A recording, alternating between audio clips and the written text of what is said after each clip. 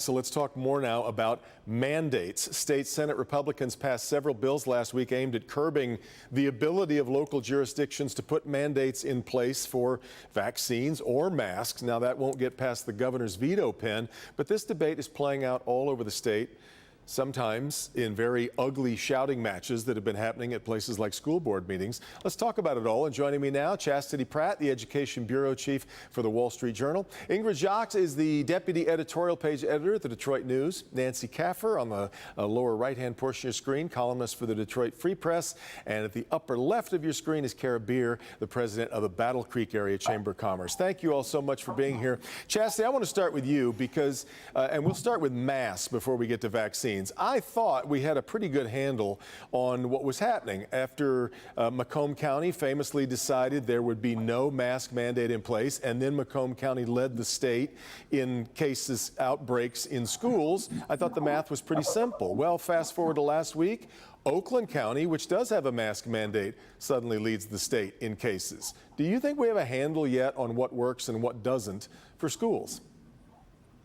What we're seeing in Michigan is no different than what we're seeing across the country. It's a box of chocolates. You never know what you're going to see from this district from week to week. The data comes in, at different times, in different places. So the numbers are going to be up and going to be down. And, we're going to be living with COVID for a while. And to expect that there's going to be some sort of, agreement as far as how the data goes, and as far as how the people's feelings about the mandates go, I think it's just folly for us to think that there's going to be one understanding of this that's going to continue throughout the months and years to come. I think the one thing, Devin, whether there's a mandate or not a mandate, whether the numbers are going up and going down as far as schools are concerned, the big question is, what is going to increase and improve teaching and learning? So, we can chase the number if we want to. A really critical part of this that we're still learning on the fly. Ingrid, I've gathered from a lot of your writing on this that's your take, is that we can't really, one size does not fit all. Yeah, absolutely, Devin. I think in these cases, we need to give as much flexibility to the local districts, local health departments as possible. I think top-down mandates, whether from the state, the federal government, these are just, they cause more controversy. And I think in the end, they're not helpful. These are decisions that, as you mentioned, there's been a lot of very heated school board meetings, a lot of parents frustrated with how their schools are handling things, but that's where these decisions should be taking place. And, there are no easy answers, but I think the parents, teachers, people in each community are really going to have to work this out for themselves. And this is going to just get that much more heated once the vaccines for younger kids come on the scene too. It's interesting, though, Nancy, because I don't think a lot of the people who want to talk about personal choice in all of this, I can't see them making the argument that that a student who had hepatitis should be allowed to come to school. And I think that in some ways, isn't that what we're talking about? When it comes to the virus, we're talking about secondhand smoke more than we're talking about personal choice, aren't we? Well, yes, for sure. And I think it's worth noting to Ingrid's point that we don't have a top-down mask mandate. These are all the mandates that we do have are at the county level or at the school building level. We don't have a federal or state mandate for masks. And yeah, I mean, any of us who have kids know that we got our children inoculated for a large number of things between birth and 5. We got chicken pox, which prior to the vaccine killed 100 people a year, measles, pertussis, childhood illnesses that are quite dangerous to pretty unpleasant. But yeah, it's an excellent analogy that you made. We have some pretty practical tools, masks, and soon hopefully vaccines for small children that are very, going to be effective at containing this. And it's so surprising that there's so much resistance, especially in the absence of a top-down mandate and instead rules that are being made in local communities. Before I get to Kara, Ingrid, you want to take a whack at that? Because we do have vaccine mandates in place for measles, mumps, rubella, and they very seldom get the kind of pushback that we're seeing over this. Right, but those have been around a long time, and we know that they work and they're safe. I think a lot of the pushback to these COVID vaccines is that they are so new, and especially with young children, there hasn't been as much testing, as much research. So I think it's just going to take time for some parents to become comfortable. I mean, I've heard a lot of feedback from parents who they get their kids inoculated for all these other things. They're just not sure yet about this. And I think that is a piece of this, just the newness of it. And hopefully it will become routine, just like all the other shots, so that we can really put COVID behind us and, focus on what kids are learning in the classroom again, which has not, we really need to get back to that. The chickenpox vaccine, by the way, was introduced in 1995. I don't remember a huge outcry over that. That's probably the newest vaccine I can think of. I guess the HPV vaccine is newer than that. But I'm 46, people my age weren't inoculated for chickenpox. My child was inoculated for chickenpox, which again killed 100 people a year in this country before the vaccine, which is not really a comparison to COVID. But again, I don't remember a huge controversy when that came out. But maybe I'm not old enough to remember that. So.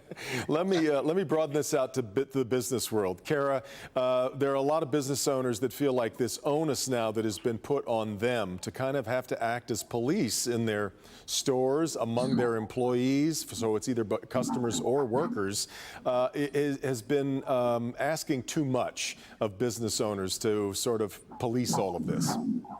Absolutely, because we haven't even seen the draft yet of what this actually looks like. So in other words, really trying to find out where does it stop? If we have a mandate in regards to this, our employers also going to have to mandate for other things coming down the pipeline.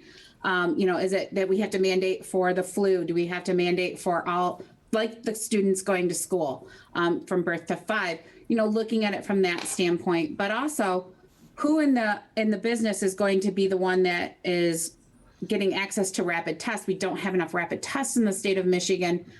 We don't have access to who's going to perform those. Is that going to be a duty upon somebody in our offices or in our businesses that has to do the rapid test for their employees once a week, as well as the expense? What's it going to do to the insurance of those companies? There's just a lot of different things that we have to think about, and our businesses are really struggling right now with the talent shortage. And so this is another thing is playing a role in that.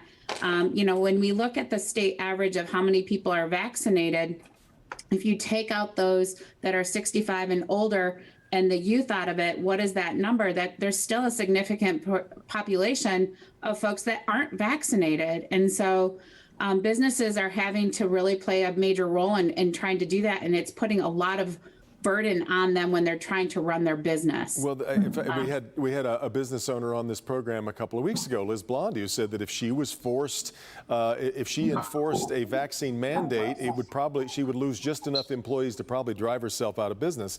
But Kara, how do you feel though about a mandate against mandates, which is what we saw this past week in Lansing?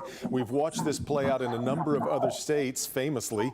It seems like famous last words of a fool to say we're never going to allow somebody to put a mandate in place, isn't it?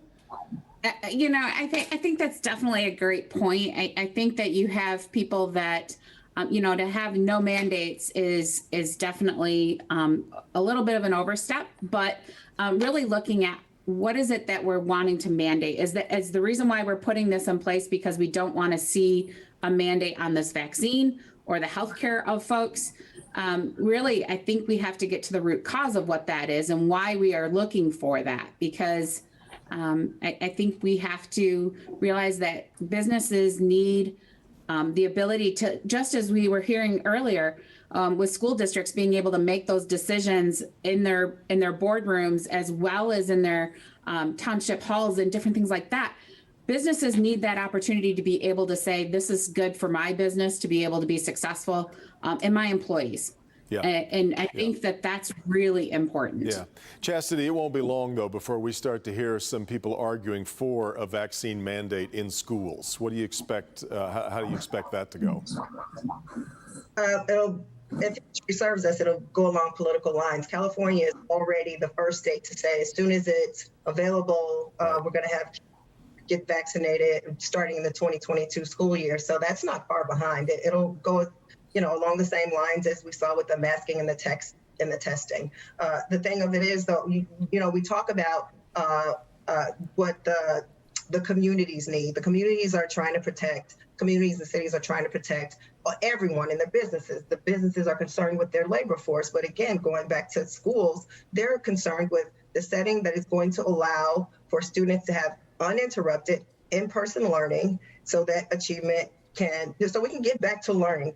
Going into the pandemic, Michigan was lacking, very much so, bottom 10 achievement. And now we saw this summer that the test scores are even worse. Every test score is down except for reading amongst the older students. Right. So the question, when we talk about vaccines, how does that connect for schools having uninterrupted in-person learning? What we're also going to see, Devin, is the conversation around, well, should schools become vaccination sites? In addition to students being required to have vaccinations. That's the next debate. Ingrid, you haven't loved, as you said earlier, you haven't loved the idea of mandates, but how do you feel about the mandate? Should we be setting up laws against mandates? I think it's bad either way. I think these efforts that we're seeing in, like you mentioned, in the Michigan Senate, we've seen in Texas and Florida. Clearly these are, in Texas and Florida's case, these are Republican governors trying to stand up to the Biden administration. But what businesses are making pretty clear, I think local school districts, they just want to be able to make these decisions for themselves, what works best for their business, their school district. Having top-down mandates, either whether it's for the vaccine or against mandates, I don't see that as being helpful. Nancy, I've only got about 20 seconds left. As I said to Dr. Monto, it's one thing for adults to make a decision about whether we're going to get a vaccine. It's another to make a decision about someone else for kids. Where are you on that right now, on that decision for your family? My child has been begging to get the vaccine for a year now. He's 11 and he keeps saying, can't you just say I'm 12? He really wants to go back to normal life. He's already had one school quarantine this year. And if he's vaccinated, presumably he won't have to quarantine after an exposure. So, friends, I got to get to a break. Terrific conversation. Thank you all so much for being a part of it. Hopefully we'll see you in person real soon.